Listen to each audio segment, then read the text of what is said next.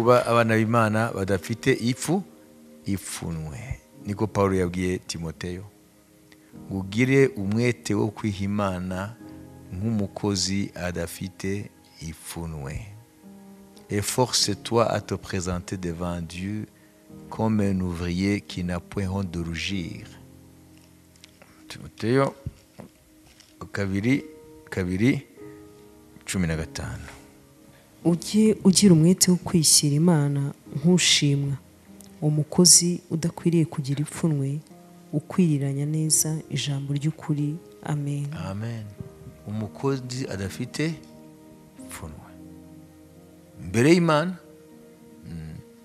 Uko imbere y'abantu dushobora kubaryarya, ariko imbere y'Imana ngo nta buryarya bubaho, kuko Imana izi byose.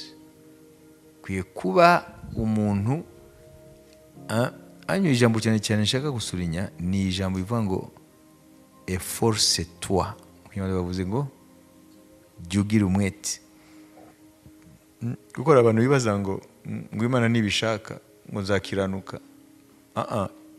Ari uruhare rwawe. Ntabwo Paulo yakwandika ngo gira umwete, efforce-toi. Hariho uruhare rw'umuntu kugira ngo uzabe umugaragu w'Imana, umukozi w'Imana, umwana w'Imana udafite ipfunwe. Hari uruhare rwawe, hari ubuntu, ariko ubuntu bufasha ushaka ko bumufasha. Ukwiye kugira effort, ukwiye kugira umwete. Hari abantu batekereza uburyo butari bwo, ngo mu by'isi ngo niho hakwiye umwete, ngo mu by'Imana ngo birizana. Iyo mitekerereze ni bwoko ki? Ni ukuvuga iby'Imana birasuzuguritse. Kubera iki se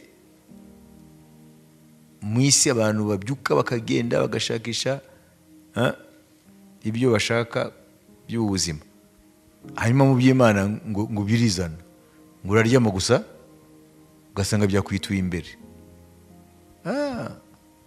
Yesu yaravuze ngo kuva mu gihe cya Yohana Umubatiza ubwami bw'Imana burabwirizwa, intwarane nizo zibwinjiramo. Intwarane. Amen. Imana iraza abantu bafite umwete, kandi Imana izabagororera. Amen. Amasaha ufata ukigomwa kuryama cyangwa iki ukajya imbere y'Imana, Imana irayabara. Ibyo wigomwa kubw'ubwami bw'Imana, Imana irabibara. Kandi ikintu abantu batazi nuko Imana idaherana, kuko Imana ntizemera kukugira mu mwenda wowe. Dieu est toujours créancier, il n'est jamais débiteur. Ntabwo Imana ijya mu imyenda y'abantu. Iyo Imana ivuze ngo nkiranukira dore ibyo nzakora, Imana izabikora. Kuko yabwiye Abrahamu, gendera imbere yanjye utunganye, nanjye nzaguha umugisha. Marche devant moi et sois intègre. Gendera imbere yanjye utunganye, nanjye nzaguha umugisha. Niyo mwaye umugisha se? Rero Imana igutereta uko uyifata. Nimba ibyaye ubisuzugura, nawe uzasuzugurwa. Kuko niko yabwiye Eli kubera abana be. Abana be bikoreraga ibyaha kandi arabatambyi, Isi arabimenya ntiyabacyaha cyangwa abahagarike mu murimo. Imana irarakara, imutuma w'umuhanuzi ngo wubashye abana bawe ukabandutisha, ngo uzanyubahisha azubahwa, uzansuzuguza azasuzugurwa. Niko Imana ikora. Ni igihe rero cyo gukora effort, ni igihe cyo kugira umwete. Umwete mu gusenga, umwete mu gusoma ijambo ry'Imana, umwete mu gukiranukira Imana. Amen. Umwete mu byayo. Uzirinde kuba muri kategori y'abantu bajya baha Imana ibyo basaguye, umwanya basaguye. Uwo ntabwo Imana iwubara. Ni nk'uko yewe mfite ibyo kurya, hanyuma ndiho ndarya, wowe uri hariya urashonje, maze guhaga ngo ngwino nawe urye. Nimba ushonje uraza kuko urye, ariko nagushima, ntawe wivuye mu rukundo. None wowe Imana uzajya uyiha umwanya wasaguye, iyo utawusaguye Imana igahomberamo, uva Imana iza gufata gute? Ntagasuzuguro. Mwibuke Dawidi, hariya hubatswe ingoro y'Imana i Yerusalemu, igicaniro, umusozi hariya w'ingoro. Witwa Orunani, mbere yuko Dawidi afata Yebusi ari Yerusalemu ikiri mu maboko y'Abanyakanani. Witwa Orunani yari afite aho hantu harihe, yari imbuga ye. Hanyuma marayika yahagaze hejuru y'imbuga ye igihe Imana yamwigisha Dawidi ibihano kuko yagiye kubarura Abisirayeli kandi yaramujije. None Dawidi rero ashaka rero kubaka igicaniro cy'Imana aho hantu, ahita abwira uwo mugabo witwa Orunani mu Yebusi ngo amubwire ikiguzi kugira ngo yubakire Imana igicaniro. Aramubwira ati oya, ndaguhaye hatware, ndetse n'ibijyanye n'inkwi n'ibiki byose by'ibitambo ndabitanga. Aravuga ngo kirazira ko naho Imana yanjye ikintu ntacyo nigomwe. Murumva? Aranga kugeza aho agura ku mufuka we. Icyo ni icya mbere. Ikindi gihe ari ku rugamba aranyoterwa, kuko ibihugu n'iby'ubutayu. Anyotewe ni ibihugu by'ubutayu, amazi ni nk'izahabu. Anyotewe aravuga ngo ninde wampembuza amazi, avuga amazi yaho hantu. Mu ngabo ze zari ziri aho hariho babiri babyumvise, abandi nako bose barabyumvise, ariko babiri muri bo barayomboka mu ijoro. Ayo mazi yari muri camp cyangwa aho Abafilisitiya bari barwana na Dawidi aho bari. Bivuga ngo iryo riba ryari aho banzi bari. Abagabo baragenda nijoro, barinjira, baracengera, bagera ku mazi, barayavoma au prix de leur vie, barayamushira. Ntabwo ari bo batumye, bayamuhaye yanga kuyanywa, arayafata kandi anyotewe, arayafata arayamena. Aravuga ngo jyewe ndinde kugira ngo mwe aya mazi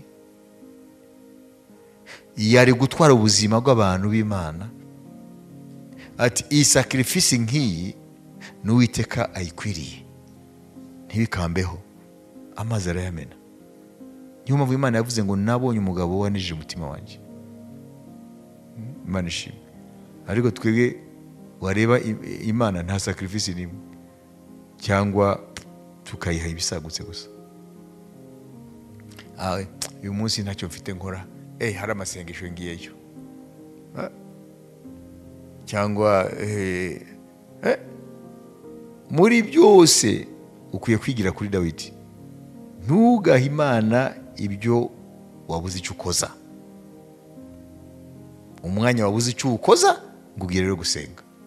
N'ahantu henshi n'abaturaga Imana iyo banze bakareba mu matungo yabo bakabona ipfuye ijisho cyangwa ivunitse, ifite ipfunwe, akareba bajyana gutura Imana. Soma Maraki, Imana yabwiye ngo ariko se ngo iyi munzaniye, niko muravuze ngo mugende muyihe gavana, ngagenda muhe gavana, mumuhe umukuru w'intara, mujye kumuturiye, tiyabakira. Niko Imana ivuga muri Maraki ari ngo none nimba atabakira yavuga ko ari agasuzuguro, ngo none murubahutse niyo mutuye Imana. Imana itivuga ndi umwami uhambaye, ngo izina ryanjye rirahambaye ku biburasirazuba, ku biburengerazuba. Imana yahabwa icyubahiro. je nibaza ko n'amasengesho menshi adasubizwa. We are not serious. Imana itubona bose zaseriye, kuko Imana ifite ibipimo byayo twe tutazi. Ari ibintu dukorera Imana tutakorera abantu, ndavuga en terme y'agasuzuguro. Imana ikadupima imitima ikabona ko nta kigenda.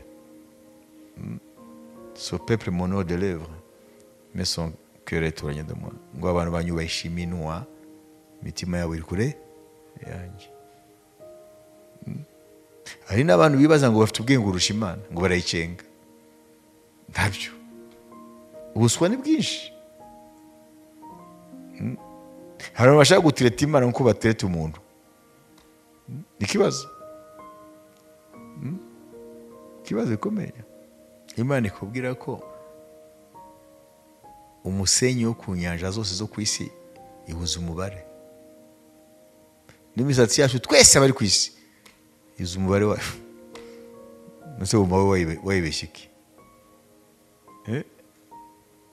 Wajya kuyibeshya iki? Wajya kuyimanipira gute? Hari amagambo muri Yesaya 40 avuga ngo la grandeur de Dieu est le néant des créatures. Ngo gukomera kw'Imana n'ubusabusa bw'ibyaremwe. Wayibise? Ngo ingabo zo ku ijuru, iyo bivuze ingabo zo ku ijuru, rimwe bivuga marayika, urundi n'amanyenyeri. Ngo murebe ku ijuru, ngo ninde yabara ziriya ngabo zo ku ijuru, uvuga amanyenyeri. Ora mu gihe cya Yesaya bari bataragira ibikoresho bihambaye bireba kure, za telescope, ariko Imana yari iravuga ibyo bazavumbura nyuma, yuko amanyenyeri ntabwo twe twamenya umubare. Wayibise? Amagalaxy agize isanzure dushobora kuyamenya umubare. Galaxy imwe ifite miliyari 200 zirenga z'amanyenyeri utashizeho imibumbe. Nibaze amagalaxy n'amagalaxy tutazi. Iyo Mana yabiremye umva wayitireta gute? Ikibazo. Ariko Imana iduhamagarira kureba ibyaremwe kugira ngo bitwigishe iyo ariyo. Ndarababwiye ko Paulo yandikira Abaroma igice cya mbere ku murongo wa 17 kumanuka aravuga ngo umujinya w'Imana uri hejuru y'abagundira ukuri, ngo kuko kumenya Imana ribahaye ngo binyuze mu byo yaremye. Ngo nubwo bamenye Imana ariko ntabwo barakayishima nk'Imana. Vuga ngo ibyaremwe birayivuga mbere yuko ubona revelation ijambo ry'Imana na Yesu Kristo, ariko ibyaremwe ubwabyo birakwigisha Imana. Nubwo waba utagiye ku mashuri ngo umenye byinshi mu byaremwe, ibyo amaso yawe gusa areba n'ibyo amatwi yawe yumva birakwemeza Imana. Birakwemeza Imana. Nimubona hano, nimuzi murazi radio, ukapta radio. Uriya muntu ari mu Bushinwa, uri hano akavuga kuri radio, uramumva cyangwa nagumumva? Oya, umuntu ari kuri radio Rwanda uri hano uramumva ntumumva? None se bigenda gute? Mumva se binyute? Hari usinga ruguza nawe? None ntabwo ujye ubitekereza? Umuntu ari mu mujyi kuri radio aravuga, wowe ukamumva hano, hari usinga rubahuza? Cyangwa SMS mukoresha inyura he? Umuntu ari muri Amerika akoze arakohereza akakanyere kwezeho, biba yanyuze ko nta rusinga ruhari. ibyo se ntabwo mujya mubitekereza? Nose nta hantu bigusha se mu ijambo ry'Imana? Byarabaye ibintu bisanzwe mu buryo nta muntu ubitekereza. Wabizi? Binyura mu byo bita amaonde. Amaonde ntabwo tuyabona ariko ari hano. Wabizi? N'Imana yaremye. Bayita onde radio. Nubona Imana iduhaye twebwe aya maso, ikaduha amaso ya onde radio. Wabizi? Aya maso yacu yagenewe uyu mucyo w'izuba. Sibyo? Babita optique. Imana yasimbuje onde radio. Donc amaso yacu akara amaso arebera muri onde radio. Muri cyo twabona? Ntago twabona ibiri hano. Muri cyo twabona? Twabona amagalaxy ari mu miliyari na miliyari na miliyari y'ibirometero uvana. Aya maso yawe yabona amagalaxy n'amagalaxy ari muri miliyari z'ikilometero. Amaso gusa ifashe imboni ikavana iyo ufite ya optique ikagwa imbone ya onde radio. Ntabwo uhita ubona ibi biti n'ibiki, uhita ubona amanyenyeri ari mu miliyari za kilometero. Ibyo si byakubwira Imana kumera kwayo? Okay. None mwebwe mufite za microonde mu mago. Iyo ufunguye microonde bamwe murazizi, sibyo? Iyo ufunguye ka karyango ushiramo ibyo ushaka gushira, hari ibyo ubona, hari umuriro ubona. Kiretse nyine ugize gutya watwikwa, ariko hari ibyo ubona. Ariko ushizemo se icyo ushusha kirashura. Iyo rero yitwa microonde. Nama onde yitwa microonde. Micro nama onde umundi rwego. Imana iduhaye amaso ya microonde. Bazi ibyo wabona? Wicaye hano wahita ubona isanzure yose imurika inshuro miliyoni umucyo w'izuba. Ngo iki? Uhita usubira inyuma imyaka miliyari 14 na miliyoni 700 y'imyaka, uhita ureba isanzure igihe ryatangiye. Iyo bita le fond diffus cosmologique. Uhita ubona wa mucyo wa mbere Imana avuze ngo umucyo ubeho. Nibyo ubona, ntabona amazu, ntabona amanyenyeri, uhita ubona igihe umucyo wasohokaga. Ugasubira inyuma miliyari 14 na miliyoni 800. Ibyo se ntacyo babibwira?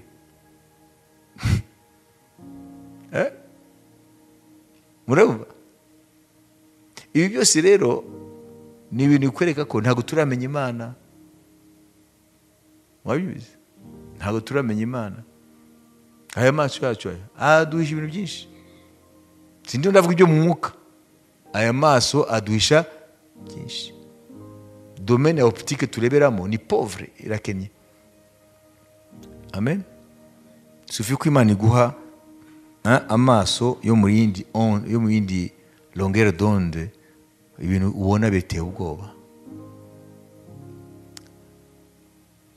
Reka mbarangize kuri kamwe, ariko umuntu akurikira. Ejo bundi nababwiye hano inyenyeri imurika kurusha izindi, murabyuka? Amen.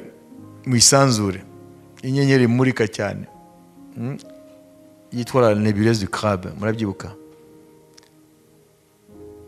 Iyo nyenyeri nababwiye ko kuva mu mutima wayo ugana kuri surface yayo, urabona ka santimetero, urabona yari twakoresha turi abanyeshuri, iriya ni 30 cm. Rero aga santimetre kamwe si nk'aka se, sibyo? Santimetre cube y'ibigize iyo nyenyeri bipima miliyari nyinshi z'amatoni. Santimetre cube densité yayo miliyari nyinshi z'amatoni. Uvuga ngo agace kamwe kangana santimetre cube k'iyo nyenyeri gapima miliyari na miliyari y'amatoni. Mwe ntacyo bibabwira? Muri Bibiliya ntacyo bibabwira? Reka mbabwire aho bibona Bibiliya. Igihe Imana yavuze ngo umucyo usoke, wasoka kuva he? Muri Bibiliya yawe igice mbere itangiriro, wasoka kuva he? Ngo umwijima. Iyo simvuga Bibiliya, sibyo? Ariko nugenda mu migani bavuga ko mbere yuko isanzure riba deploye ritangiraho, sibyo? Ngo hari agapoint. Iyo tuvuze akadomo ntabwo ari akadomo urareba, ni akadomo mu bipimo cosmologique. Ni ukuvuga ngo ni miliyari na miliyari, ujya munsi ya milimetero. Ni ukuvuga ngo kari akantu mu rwego rwacu twe nk'abantu, reka dufate agakungugu basi cyangwa umutwe w'urushinge. Murabona urushinge? Mwana umutwe wawe ungana gute? Umutwe w'urushinge si gato? Tugafate gutyo, ariko iyo kari munsi cyane, aho ni mu migani. Noneho dore siyansi iravuga ko isanzure mu gutangira yari agapoint. Noneho ntabwo ari Bibiliya, ni siyansi. Kari agapoint niko kavuyemo ibyo byose. None nashaka kubabaza, nimba iriya nyenyeri imurika kurusha izindi yitwa Nebulous du Club, santimetero cube yayo imwe ipima miliyari y'amatoni matiyeri yayo, ntiwumva se ko isanzure yose, sibyo, tutazi aho rigarukira? Noneho ukarizana ibirimo byose, amagalagisi, amanyenyeri, imibumbe byose n'amasi yose, sibyo, ukabizana ukabigeza ku rwego rw'umutwe urushinge. Niko byari bimeze. Wabizi? Ibyo rero urumva ko nibyo bisobanura rero ukuntu santimetero cube ipeza amamiliyari y'amatoni. Ibyo birahamya Bibiliya. Nibibaza imbaraga zavuze ngo muri ako kantu kangana n'umutwe w'urushinge, Imana kuvuga ngo en fait ariya niwo wa mwijima en fait. Amen. Kubera ko umucyo wari muri gereza. Ni ukuvuga ngo umucyo wenteragisaga na matière, bigatuma nta kintu gishobora kuremeka ibyo bita le noyau, kuko haba ionisation. None Imana rero ivuze ngo umucyo ubeho, temperature, ubushuhe bwari extreme butafite igaruriro, densité yari nta limite, kuko biva byose byari mu kantu gato. Ubushuhe nta gipimo, mwumvise? Amen. Densité infinie, temperature infinie. Aho ni yari umucyo rero wabura ukuntu usohoka, kuko umucyo wentereje. Urazi impamvu uyu mucyo utugeraho? Uzi impamvu se? Ntabyo uzi? Ni ukubera ko uragenda, sibyo, ugasiga ibyo usiga ukigendera. Bayizi?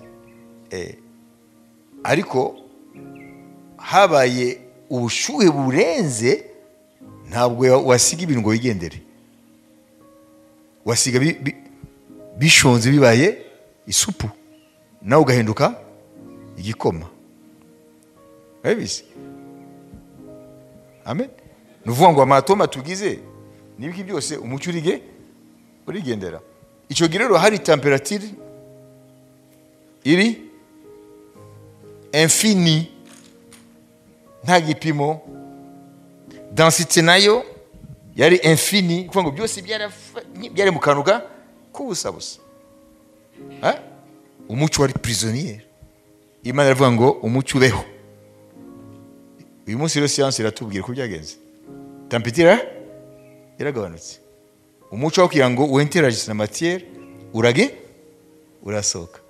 uhereye aho rero isanzure iratangira, ya mategeko ane twize atangira gukora akazi, gravity itangira kwegeranya ibintu, noneho amatome yose iraremeka.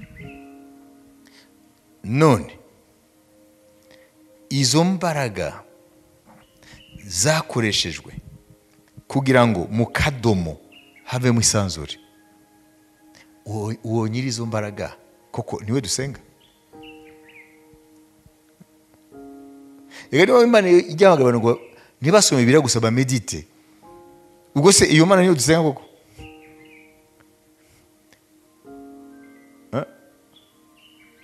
Ukumva ko itari bukize malariya? Turiho turatekereza ijambo. Amen. Mu Migani 8 ngo c'était un point. C'était un point. Aho rero bihamanya na siyanse. Urumva rero nimba bavuga ko iriya nyenyeri imurika cyane ko santimetero cube imwe ifite uburemere bwa miliyari y'amatoni, bitaba bisobanura ko isanzure yose n'uburemere bwaryo byari bifunganye mu kantu gato. Amen. Aho ni wowe nanjye twavuye. Aho ikibazo nabwo kirakemuka, ikibazo kiracyakomeza. Ibi bibafasha kumenya iyo Mana musenga yariyo. Amen. Kuko dushobora gusenga Imana tukumva ngo ni nk'umuntu, hari ibyo ashoboye ibyo adashoboye. Kumenya Imana usenga yariyo. Yesu yabwiye iki wa Musamariyakazi? Musenga icyo mutazi. Ikibazo ni kirarangira.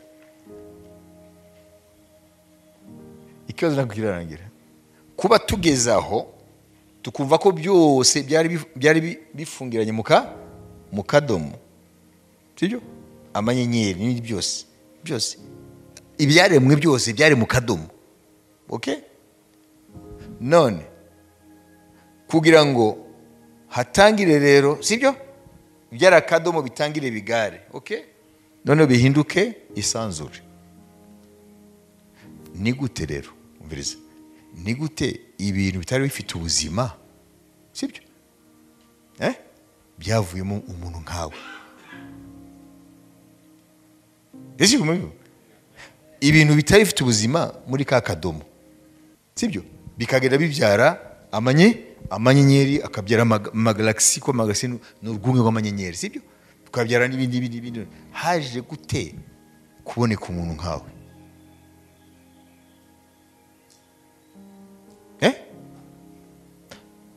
Ntabwo umva ko hari ibibazo tukwiye kwibaza. Iyi ntebe yabyara umuntu nkawe? Iyi ntebe yavamo umuntu nkawe? None se siko byagenze? Siko byagenze se?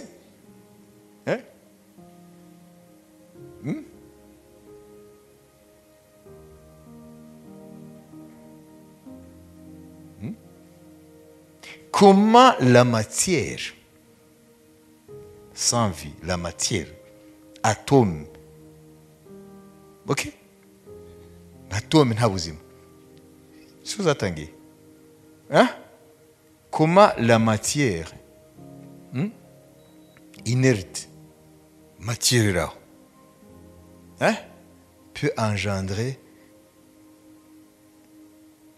une molécule vivante? Ni gute akadomo nako ibifatika bidafite ubuzima bivamo umuntu nkawe utekereza, agahanga, sibyo? Akagira imigambi. Mwe mwumva ibyo bisobanuro? Satani ashaka ko abantu barundana mu matorero ntibazigere bamenya ibi bintu. Kuko ibi bikurema mo crainte de Dieu, gutinya Imana. Amen. Utumenya n'ibintu byose utumva muri Bibiliya nuko utabyumva ariko nukuri.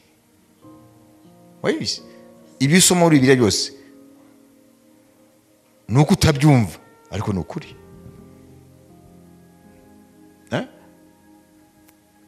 Mwumvise ibyo twavuze?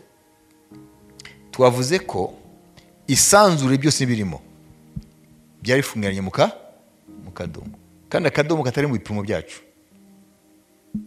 gato cyane. Nk'umucyo wari urimo, umucyo ni energy, icyo gihe ntabwo washoboraga gusohoka. Twavuze impamvu haba icyo bita ionisation, kuvuga ngo hari interaction na matière, kubera temperature byose byarashonga bikahinduka ubu nk'isupu. Ntabwo hari kuba ikintu gifatika kigize wowe. Okay? Umutima wa atome ntabwo ari kuboneka iyo utanuwayo, kuko umucyo warazaga bikinjiranamo hanyuma bigahinduka isupu. C'est pas possible yuko les atomes ziforment kubera interaction, kubera la température était extrême, était pas extrême, était était infinie, densité infinie, température infinie. None Bibiliya irahura na science, iravuga ngo Imana ivuga ngo umucyo uze, sibyo? Umucyo urasohoka, noneho ibintu byatangiye kwirema, amanyenyeri, ibiki. Ikibazo rero ni gute ibintu bidafite ubuzima byavuyemo wowe umuntu muzima? Wowe wasobona gute?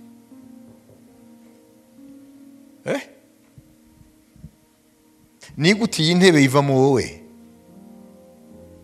Nicyo rero ndavuga. Mais ça c'est la matière, non? Mwige nk'ubu nyicariye nyijugunyeho iravuga ati urambabaza, turabuze tubyuye twakwiruka. None kubera iki idataka? Nta buzima. None ni gute nta buzima hakavamo ikizima, hanyuma umuntu akaba ari aho akakinisha Imana? Abantu batekereza, batekereza.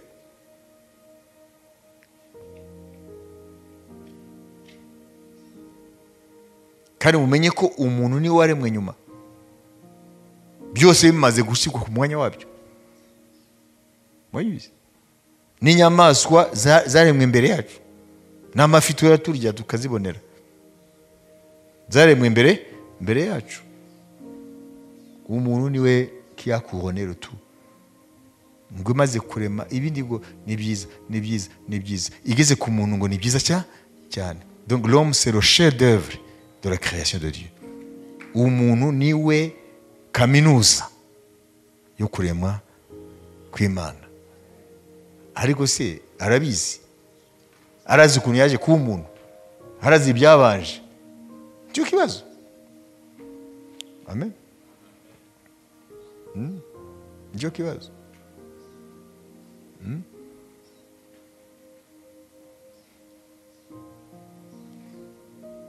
Narababwiye ngo za televiziyo za kera, za noir blanc za kera, hari igihe wareba gutyo ugana nk'utuvura indani.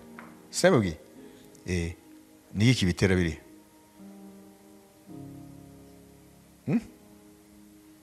Ibirarira n'amarira yayo. Iri ibitera ni wa mucyo wa mbere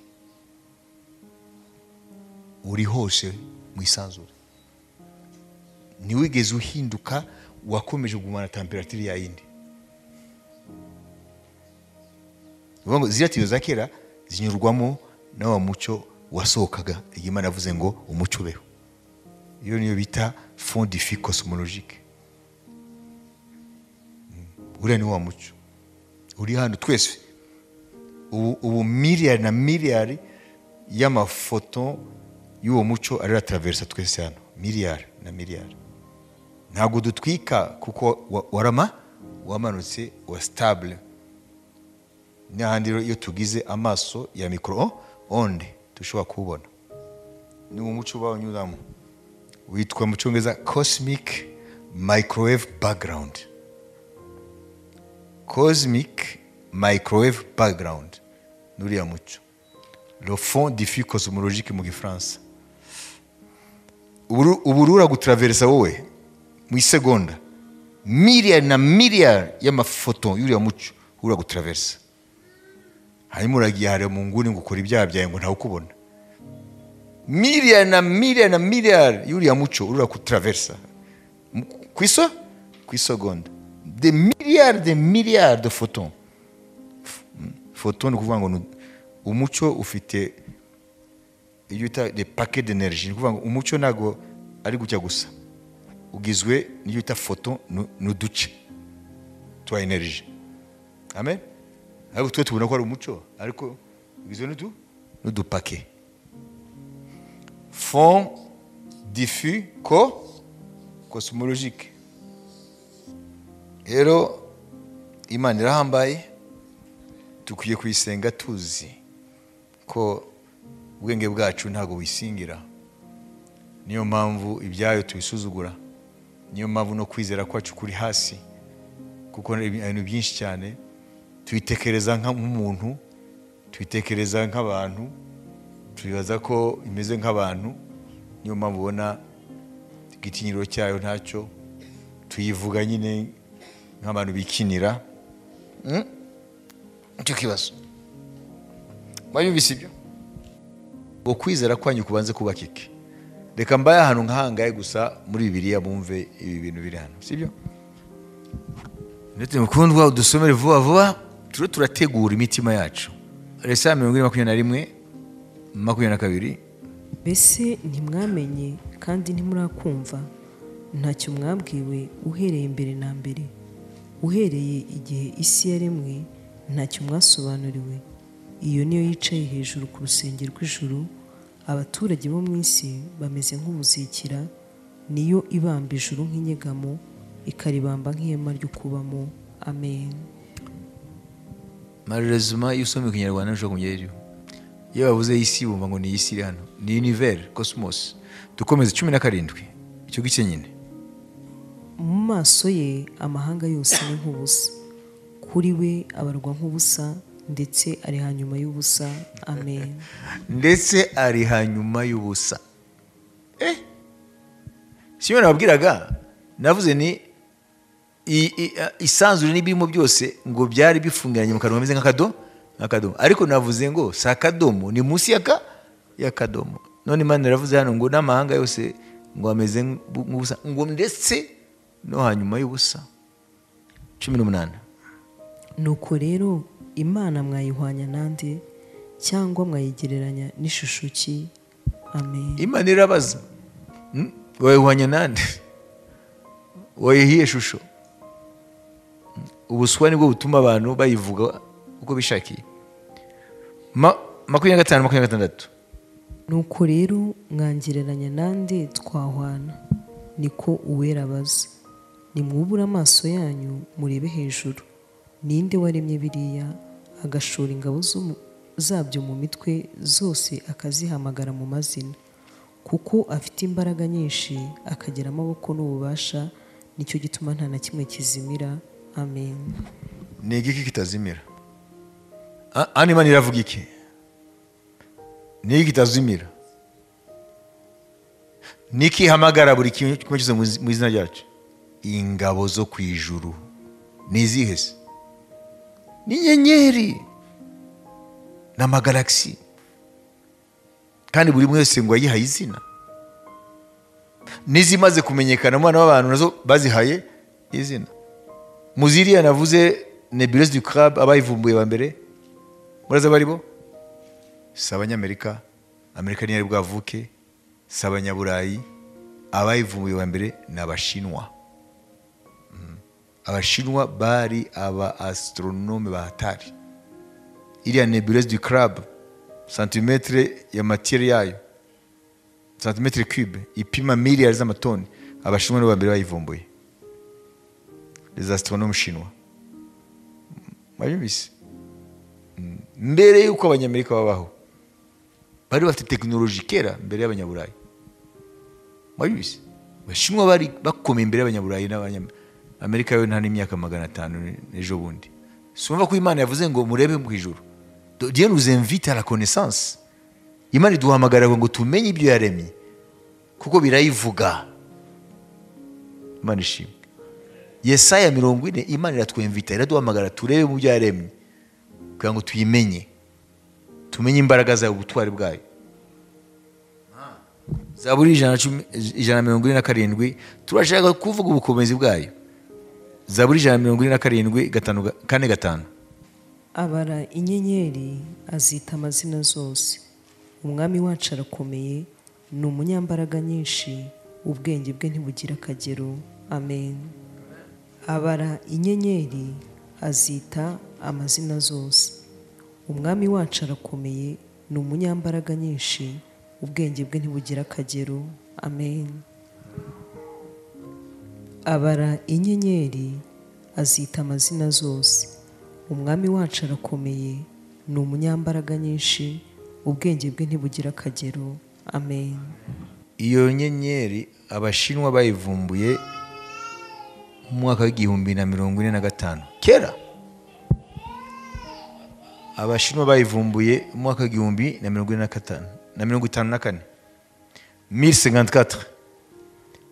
Abashinwa bayivumbuye mu mwaka w'2054. Abashinwa, abastronome abashinwa, kuba bafite tekinoloji yabo icyo gihe, babonye iyi yitwa la nébuleuse du crabe. 1054 1054 niyo babonye inyenyeri. Santimetre cube yayo ya matière yayo ikaba iremera amamiliyari y'amatoni. Iby'Imana yaremye birakomeye, bivuga gukomera kwayo. Kubw'ibyo rero, mbere ko tujya amasengesho, ibi byose nugira ngo biguhe gitinyiro cy'Imana. Imana ivuze ko abanyabyaha bazajugunywa mu muriro, ntuzajye ubikinisha. Uyu muriro urahari. Mubizi, hari abantu bakina. Imana ivuze ngo abari iburyo bwanjye ni intama zabwe, muze mwebwe aho umugisha na data, muragwe ubwami mwateguriwe na data isitararimo. Nzabwira abari ibumoso, sibyo, ngo nimugende mwabivumwe mwe mu muriro utazima wategura Satani n'amarayika be. Webaza ko ari imikino? Dore giye kimbwira ko tutakwiye kubikinisha. Uretse uwo muriro tudashobora ngo turazahuriye uwo muriro, ariko deja mu byo yaremye bikwiye kutwigisha. Amen. Haleluya. None mu mutima w'inyenyeri si umuriro, umucyo w'izuba aho uturuka mu mutima wayo hari iki? Ni umuriro. Surface y'izuba ifite umuriro upima dogere 600, amadogere 600 niho kuri surface, apana mu mutima. Kuri surface y'izuba ni amadogere y'ubushuhe 600. Ariho amanyenyeri akubye izuba miliyoni nyinshi. Yo rero kubera n'uburemere bwayo arekura ubushuhe burenze ubwenge. Ari amanyenyeri arekura 50,000 dogere z'ubushuhe, izindi zikarekura amamiliyoni y'amadogere y'ubushuhe. None nshaka kubabaza, itujugunyemo hariya ko honyine wose mu rutazima, nuko gusa inyenyeri zifite nazo igihe zizapfa, sibyo, zikahinduka iyo supernova zigaturika. Ariko uriya muriro rero bazajyamo abanyabyaha na Satani n'amarayika be, wo ntabwo ufite iherezo. Ariko deja mu byo yaremye turabona ko imiriro irahari. Ari ibyitwa trou noir. Trou noir kuvuga ngo tuvuge galaxy yacu yitwa la Voie lactée, hagati kuri centre hariho trou noir. Iyo trou noir ifite uburemere bupima miliyoni 400 zirenga uburemere bw'izuba ryacu. Iyo trou noir rero irazenguruka, mwabyumvise, irazenguruka umuvuduko urenze ibipimo tudashobora gupima twebwe.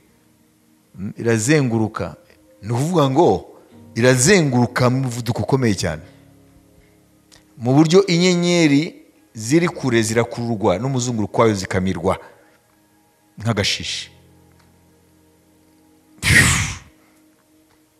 zikazimangana kubera rotation yayo. bigakora champ magnétique ikomeye cyane. Amanyenyeri akamirwa, izindi galaxy ntoya kuri yo nazo zigakururwa iziri muri iyo zone yayo yo kuzenguruka. Ariko se hano zitwiryamira turabyumva? Ntitubyumva kubera ko isanzure ni bibera ku mamiliyari n'amamiliyari y'imyaka y'itane lumière.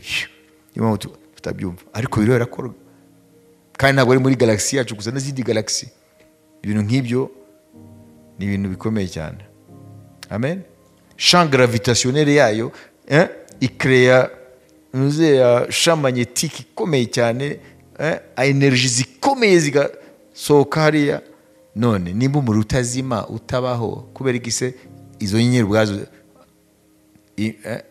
cyangwa iyo trou noir ubwayo twijugunywemo kwari gutakara pimevi on aspire c'est fini. Iyi galaxy twe tubarizwamo yitwa la Voie lactée, irimo na miliyari zirenga 200 y'amanyenyeri, twashyizemo imibumbe izenguruka izo nyenyeri.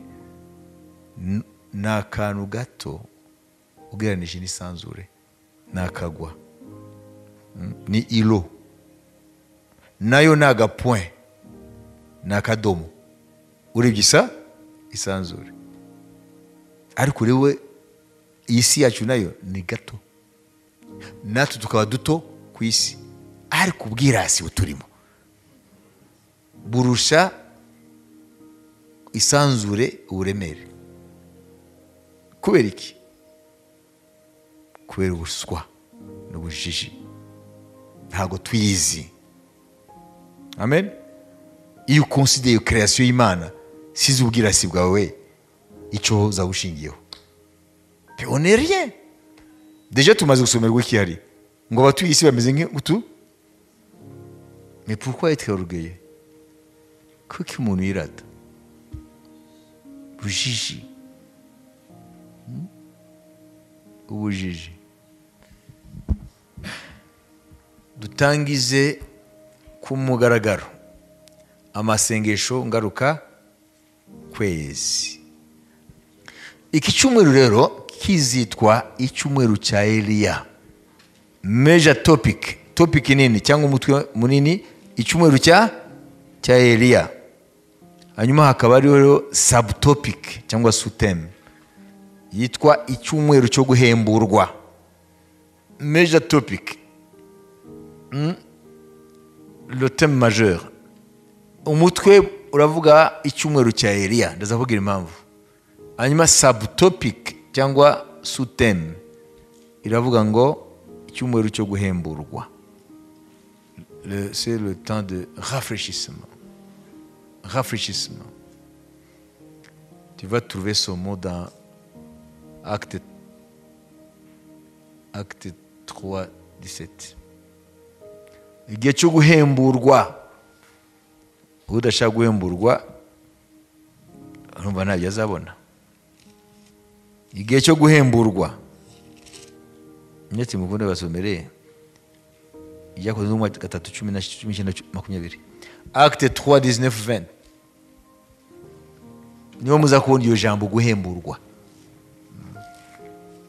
Nuko mwihane muhindukire ibyaha byanyu bihanagurwe, ngo iminsi yo guhemburwa ibone ukwiza ituruka ku Mwami Imana, itume Yesu ari we Kristo wabatoranijwe kera. Amen. Aha niho hari ijambo iminsi yo guhemburwa. Ubu rero iki cyumweru rero ni icyumweru cyo guhemburwa, ariko kikazibanda ku buzima bwa Eliya. Mwabizi? Dutangire rero dusoma mu bami ba mbere. Abami ba mbere 18. Abami ba mbere 18, tugeze ku murongo wa mbere. Tugeze ku murongo 15. Twari gusoma, mwe muze gusoma hose, ariko twe dusoma imirongo 15 gusa ibanza. Nuko hashize iminsi myinshi ijambo ry'Uwiteka rigera kuri Eliya ubwo wari umwaka wa 3 inzara iteye riti genda wiyereke Ahabu nanjye nzavubira isi imvura. Nuko Eliya aragenda ajya kwiyereka Ahabu. Icyo gihe inzara yari nyinshi cyane i Samariya. Ubwo Ahabu ahamagara Obadiya umunyarugo we, Obadiya uwo yubahaga Uwiteka cyane. Ndetse ubwo Yezebeli yicaga abahanuzi b'Uwiteka, Obadiya yajyanye bamwe bo muri bo 100 abahisha 50 mu buvumo bubiri, akajya bagaburiramo imitsima n'amazi yo kunywa. Ahababwira Obadiya ati umva, ugenda igihugu cyose no ku masoko y'amazi yose no ku tugezi twose, ahari twabonayo utwatsi two gukiza amafarashi n'inyumbu bikabaho, ntidupfusha amatungo yacu yose. Nuko bagabana igihugu kugira ngo bakigende cyose. Ahabu anyura iye nzira, Obadiya nawe anyura iyindi. Okay, turi aho rero mukurikire. Ahandi genda basaba gusoma igice cya 17, 18, 19, 17, 18, 17. Eliya kubera ibyaha bya Isirayeli ku ngoma y'umwami Ahabu. Amen. Kubera ibyaha bya Isirayeli, Eliya avuga ko ijuru rizakingwa imyaka 3 n'igice. Avuga ko ijuru rizakingwa nta mvura nta n'ikime kugeza aho azabitegekera. Ngo rero byamaze imyaka 3 n'igice nta mvura muri Isirayeli. Inzara iratera. Amen. Tubisoma mu gice 17 abami ba mbere. Sibyo? Hanyuma 18 umwami atuma guhiga Eliya, ngo niyo yateje ibyago. Kandi ibyago byatezwe n'ibyaha. Ibyago byatejwe n'ibyaha. Ariko waravuga ngo ni Eliya wabiteje. Bamuhige. Amen. Muri make baramuhize, abagiye batumwa bagiye bahorana ibibazo. Amen. Ariko ikintu ndio ndasimbuka, ikintu nyamukuru nuko Eliya yavuze ngo ntago urinda kumpiga ndaje mpure nawe. Eliya aragenda ahura na Ahabu umwami. Ahabu aravuga ati wowe urateza ibyago ubwoko bw'Imana, igihugu n'igihugu cya Isirayeli. Ngo jewe ahubwo n'ibyaha byawe n'ibyaha by'umugore wa Yezebeli, ni mwebwe muteje ibyago. Uwo ni umuturage abwira umwami, kuko ntabwo yaravuga mu cyimbo cye, yaravuga mu cyimbo cy'Imana nyiri ijuru n'isi. Aravuga nk'umuhanuzi w'Imana. Amen. Hanyuma rero ahita atanga convocation ngo mwese tuzahurire ku musozi Karumeli, wowe Ahabu na Isirayeli yose, mudasiga abahanuzi 150 ba Bayali. Amen. Ndetse na 400 ba Ashera. Ubwo muzaze ku musozi Karumeli, hanyuma icyo gihe tuzamenya Imana nzima yariyo. Nimba ari Bayali muhagabiye igihugu, cyangwa nimba ari Uwiteka Nyiringabo mwashenye ibicaniro bye. Wayibise? Ariko si ibyo byaha byaje gute?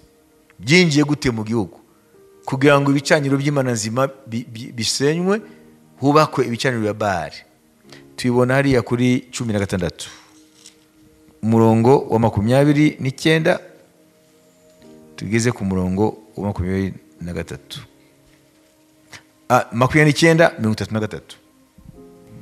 Mu mwaka wa 38 Asa umwami w'Abayuda ari ku ngoma. Ahabu mwene Omuri yimye muri Isirayeli, amara imyaka 22 ari ku ngoma ya Isirayeli, atuye i Samariya. Ariko Ahabu mwene Omuri akora ibyangwa n'Uwiteka kurusha abamubanjirije bose. Nuko bimubereye bito kugendera mu byaha bya Yeroboamu mwene Nebati, ariyongeranya arongora Yezebeli umukobwa wa Etibali umwami wa Bali umwami w'i Sidoni. umwami w'Abasidoni aragenda akorera Bali arayiramya, yubakira Bali icyotero mu nzu ya Bali yari yubatse i Samariya, kandi yiremera Ashera, ndetse Ahabu uwo arusha abandi bami b'Abisirayeli bamubanjirije bose kurakaza Uwiteka Imana ya Isirayeli. Amen. Amen. Ni ukuvuga ngo Ahabu yari afite umutima w'umunyabyaha, ariko rero aza rero kwimonogoza mu gukora ibyaha, kujya gushaka umunyamahangakazi, kandi Imana yari yababujije. Tubisoma iteko ry'Imana yarenze. Imana yaravuze ngo ntimuzashake, ntimuzabahungu banyu abakobwa bo muri Kanani mugiye guturamo, ntimuzanabashingire abakobwa banyu. Imana ivuga n'impamvu. Tubisome 7:3-4. Dore impamvu Imana ibujije mu Bisirayeli gushaka abanyamahanga. Kandi ntuzashyingirane nabo ngo umukobwa wawe umushyingire umuhungu wabo, n'umukobwa wabo ngo umusabire umuhungu wawe, kuko bahindura umuhungu wawe ntayoborwe nanjye, ahubwo agakorera izindi mana. Ibyo bigatuma wikongereza uburakari bw'Uwiteka, akakurimbura vuba. Amen. Mwumvise impamvu? Ahabu n'ibyamubayeho, yashatse umukobwa w'umunyamahangakazi yitwa Jezabeli, akaba ari umukobwa w'umwami w'i Sidoni. Sidoni uyu munsi ni Libani, yitwaga Etibari. Kubera iki? Amen. Wenda ushobora gusoma gusa ugasoma ngo Etibari, ntiwumve impamvu navuze ngo iryo zina murifate. Ntabwo mumva harimo Bali. Yari umwami w'i Sidoni, kandi Imana yasengwaga hariya, Imana nkuru ni Bali. Ntabwo yari umwami gusa, yari umutambyi wayo. Mubyandike, yari umutambyi wayo, yari umutambyi mukuru wa Bali, yari umutambyi mukuru wa Bali. Donc il était prêtre du culte de Baal. Baal était un faux dieu cruel, sensuel et révoltant, dont le culte impliquait la dégradation sexuelle et la débauche. Ni ukuvuga ngo Baal uko bayisengaga, iyo Baal barayisengaga basambana. Ni ukuvuga ngo abaje gusenga Baal, abagore n'abagabo, kugira ngo basenge Baal bayishimishe, bahita binjira muri débauche, mu busambanyi, dégradation sexuelle. Iyo niyo mana, iyo myuka ya Baal Yezabeli yayivanye mu gihugu cye, aza aho yashatse, ayizana muri Isirayeli. Arigiye mumva ngo Isirayeli ngo ihindukira Baal, ntimumenye ibyo ari byo, ko mudafite background historique. Ntabwo mufite historical background, ntabwo mufite arrière plan historique yabyo. Ni ukuvuga ngo Isirayeli yahamagara gusenga Imana nzima.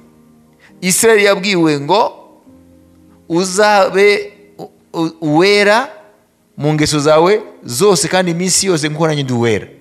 None uriya mugore Yezabeli avuye iwabo.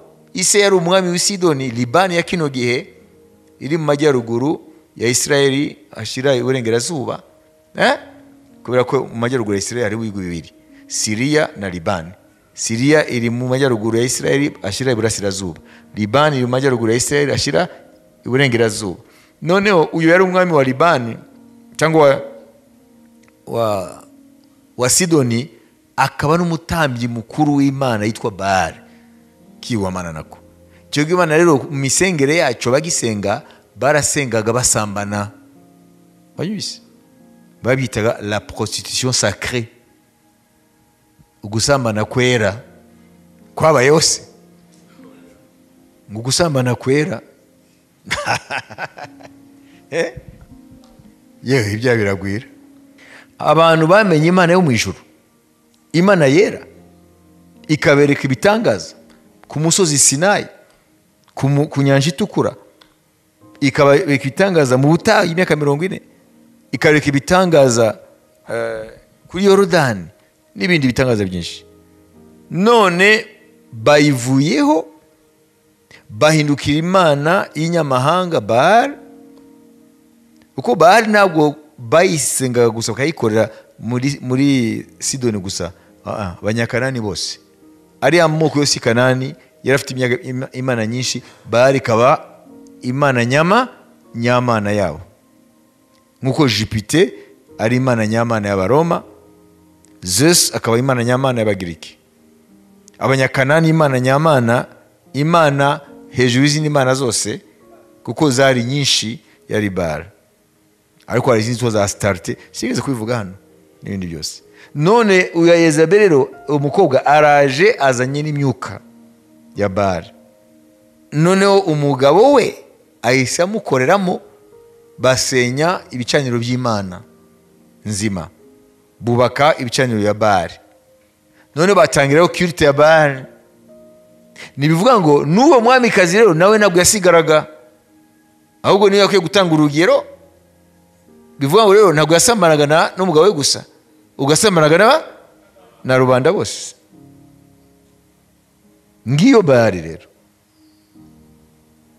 Iyo bakubwiye Baal uzajya umva ibyo. Ni mwibaze rero uburakari bw'Imana uko bari bumeze. Na niyo mpamvu Yezabeli yapfuye nabi, yariwe n'imbwa. Babizi. Noneho Yezabeli rero yimika imana z'iwabo, okay?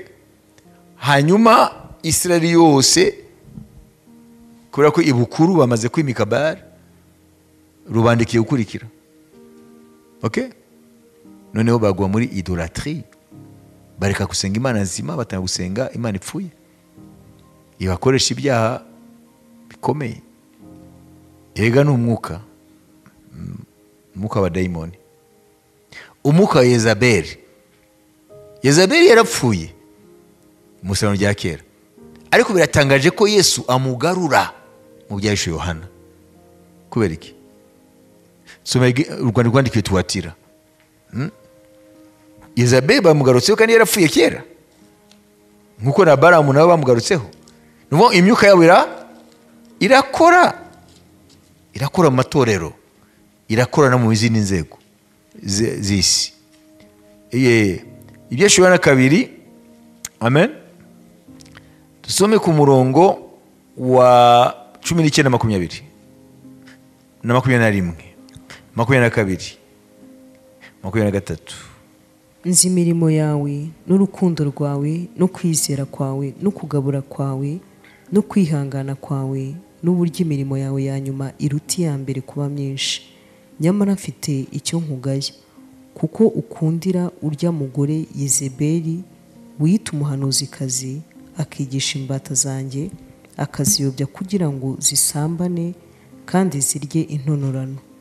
Icyakora namuhaye uburyo bwo kwihana, ariko ntiyashaka kwihana ubusambanyi bwe. Dore nzamugusha ku buriri, mutezana amakuba menshi n'abasambane be, nibatihana imirimo yabo mibi, kandi n'abana be nzabicisha urupfu. Amatorero yose amenye yuko ari njye urondora ubwenge n'imitima, kandi ko nzitura umuntu wese wo muri mwe ibikwiriye ibyo yakoze. Amen. Nyumva ko umwami agaruye Yezabeli.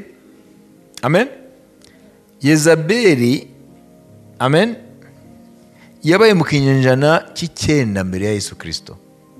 Kubera ko ingoma ya Ahabu, amen, yabayeho hagati y'umwaka wa 874 kugeza kuri 853, 874 jusqu'en 853.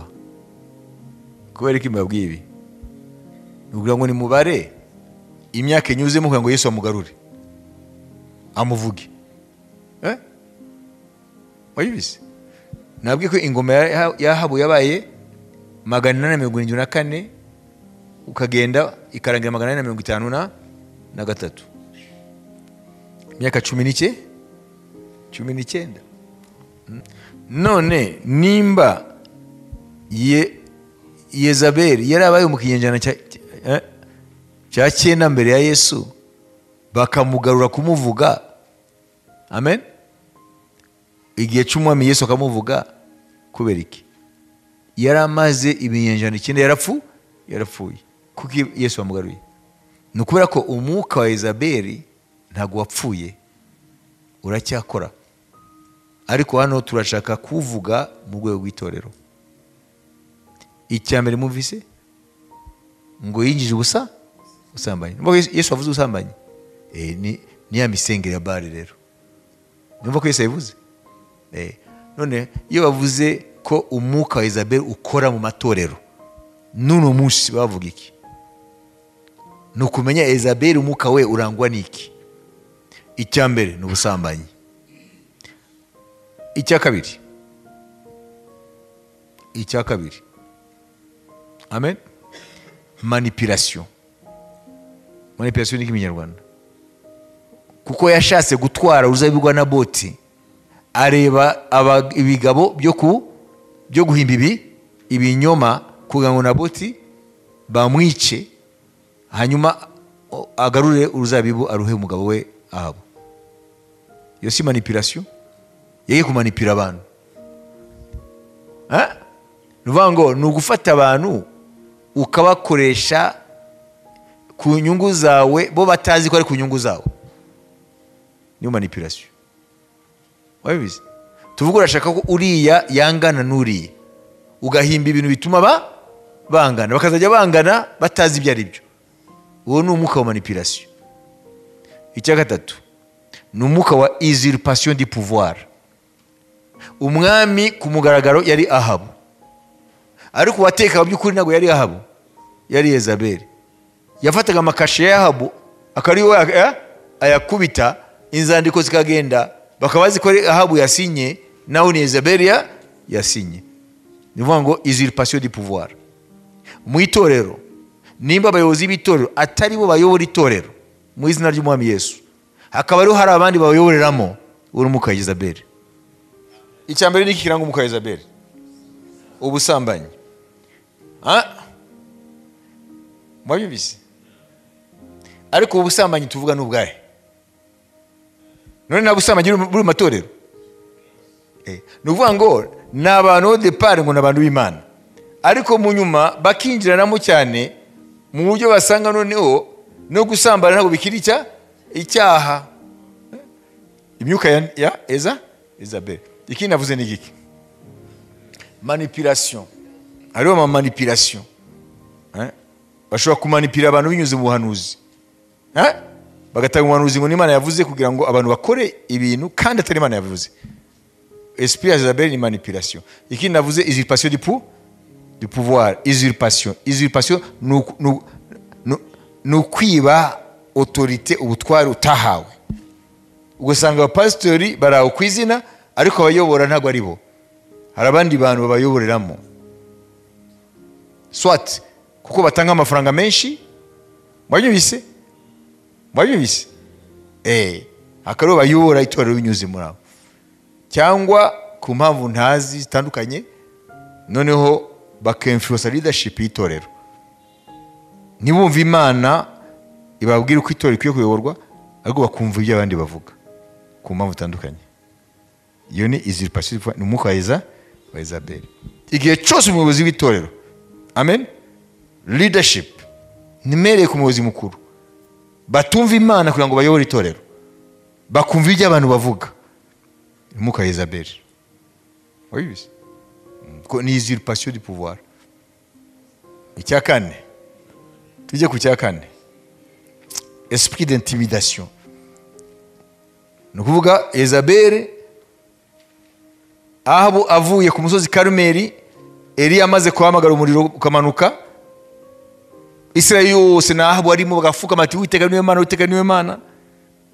Noneho batashe Ahabu atekereza umugore Yezabeli ibyabaye, aravuga ngo urazi ibyo Eliya ntiyanavuze ibyabaye, ku Uwiteka yesheje icyubahiro imbere y'Izabayali.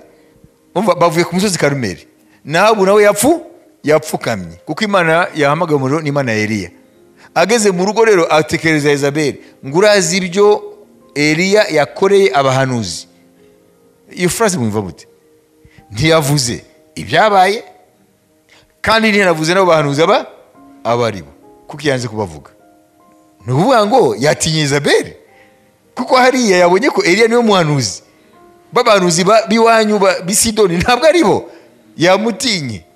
Nimba mu rugo umugabo atitira igihe cyose imbere y'umugore ari imbere ya Yezabeli kuko ni esprit intimidation. Si uvuga ngo umugabo akanamiza umugore haya kuko n'Imana iravuga ngo bagabo mukunde abagore banyu n'abagore mugandukire abagabo banyu siko.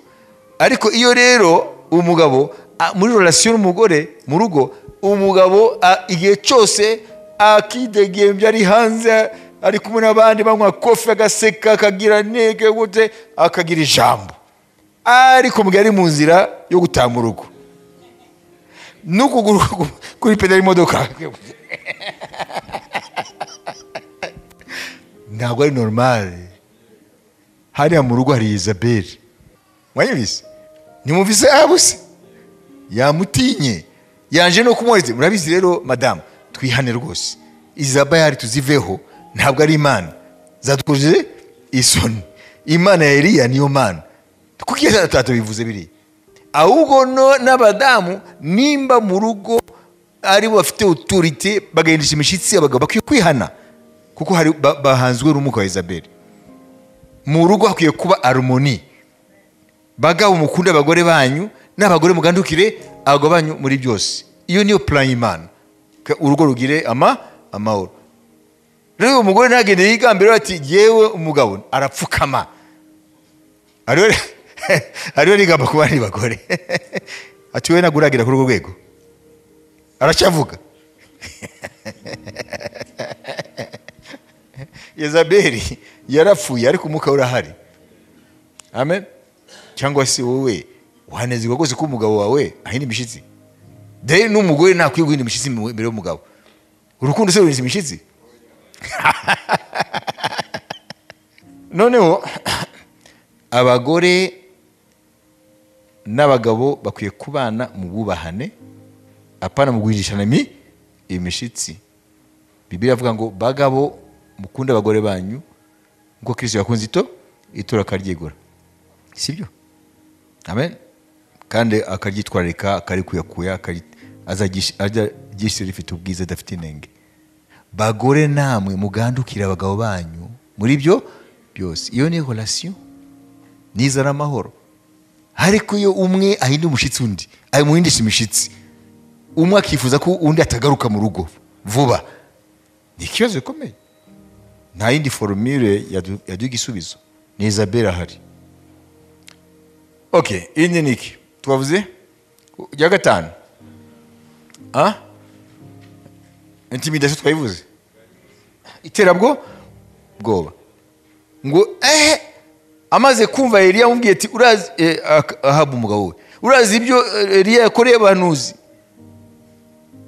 Ahita tuma aramubwiye ati yabishe. Ahita tuma intumwa ngo mubwire Eliya ati ejo nk'isaha ngo nimba umutwe wawe uzaba ukiwufite ngo Imana zizabimpore. Sibyo se? Iyo ni ikisi ni terabwoba. Terabwoba ni umwuka wa Yezabeli. Nimba ufite umwuka uteruriza abantu ni esprit ya Yezabeli. Umuntu muzima arangwa n'ubugwaneza. Nabo uyobora ukwiye kubagaragaza ubugwaneza ariko ukabayobora bakamenya ko umuyobozi wabo ariko ukayobora mu bugwaneza. None se ko ari umuyobozi ko batabukwambura ugusuzugura azahura n'ingorane kuko ari amategeko azamuhana. None se ni ngombwa se ko ubateroriza? Ahubwo n'ubateroriza ni faiblesse. Kuko iyo imbwa ibona yuko danger iri hanze hariya ifite strategy yo ntago ushaka confrontation kuko sinzi ukukinga n'icyo kintu itangira kumoka ikateroriza. ibirateruza ngo nibahure. None se n'ubutware ni faiblesse. None wowe uriya n'umukozi wawe, wowe uramuyobora, sibyo? None wo kugira ngo rero uramuteroriza, n'ubutware ni faiblesse. Ushobora no kumwirukana kuko ise urinda guteroriza. Muyoboresha ubugwa neza, iyo niyo force. Nawe nushaka kumuteroriza ni faiblesse. Imana ishimwe. Niyo mpamvu Imana nishaka yuko tuyikorera ku bwoba, ishaka ko tuyikorera mu rukundo, kuko Imana ntabwo ishaka kuduteroriza. Ufite terror, umuteroriste ni Satani. Imana ni Imana y'urukundo. Bankorere, bansenge mu rukundo, pana bwoba. Yezabeli rero esprit ye twayivuga nitwirangize, ni byinshi. Amen. Hariho niki n'inyigisho z'ibinyoma, nayo ni ikimenyetso cy'umuka Yezabeli. False teachings, un faux enseignement, des faux enseignements, inyigisho z'ibinyoma. Si umwami yabivuze hariya muri Tuatira, inyigisho z'ibinyoma nabyo ni signe esprit Yezabeli ko irakora. Amen. Tuwavuze immoralité, ubusambanyi, sibyo? Tuwavuze idolâtrie, gusenga ibigwa. Point ni gusenga ibigwa mana. Iyo umuka Yezabeli arakora, Yesu yamburwa icyubahiro, hagasengwa ibindi. Kabone nubwo byakwitwa ko ari umukozi w'Imana, noneho agafatwa nka Yesu ubwe. Amen. Hanyuma abantu bakamusenga, nubwo batamupfukamira, ariko mitima yabo bamuwaculte Imana. Biravuga ngo dukunde abakozi b'Imana, Imana duhaye kutuyobora mu mwuka. Amen. Tunabubahe, ariko dukwiye kubashyira mu mwanya wa Yesu. Bihinduka idolâtrie. Manipulation nayivuze, usurpation de l'autorité nayivuze, usurpation de l'autorité. Muvuge de l'autorité, pas na pouvoir autorité. Hano twaravuga itangazo ya autorité na pouvoir, murabyibuka? Amen. Exousia, murabyibuka? Autorité ni exousia, sibyo? Pouvoir twavuze ko ari dunamis, murabyibuka? Hanyuma iyo exousia ihari na dunamis haitaba energia. Energia. Donc la manifestation de la puissance. Hanyuma cyanyuma rero ni le péché impénitent. Icyaha kigorana kwihana. Nacyo ni signe y'umuka Yezabeli. Icyaha kigora kwihana. Kuko hariya urwandiko rwandikiwe Tuatira, Yesu yavuze ngo namuhaye umwanya wo kwihana Yezabeli, ariko ntiyihana. Bivuga ngo umuntu aguma mu cyaha ntiyihane ngo akiveho, abari munsi y'ubutware bwa umuka wa Yezabeli. Ni bingahe rero? Reka dusoze kuri ibi, hanyuma twemeye gusenga.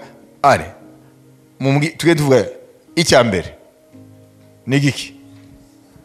Ubusambanyi. Icya kabiri manipulation. Icya gatatu d'autorité, kwiba ubutware butari bwawe ukabukoresha. Amen. Hanyuma iterabwoba, hanyuma inyigisho z'ibinyoma, hanyuma gusenga ibigwamana, hanyuma icyaha kigorana kwihana. Ni bingahe? Ni birindwi. Ngibyo rero, ibintu bibona mu buzima bwawe uriho umuka wa Yezabeli. Bayibise nubibona uriho umuka wa Yezabeli. Amen. Kandi mujye mumenya manipulation ijyana n'ibinyoma. Amen. Manipulation ijyana n'ibinyoma. Ko nimba shaka ko uyu yanguyu, amen, amacenga nzakoresha si ibinyoma se, ko ntabwo ari ukuri.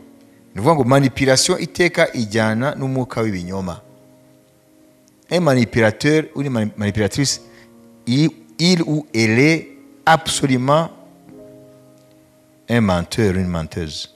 Ni umunyabinyoma, nta kuri. kuba kuri muri we. Dufate rero iminota 5 tujye imbere y'Imana, twisuzume turebe nimba nta kantu na gato katurimo kaganisha aho kuri iyo mwuka wa Yezabeli.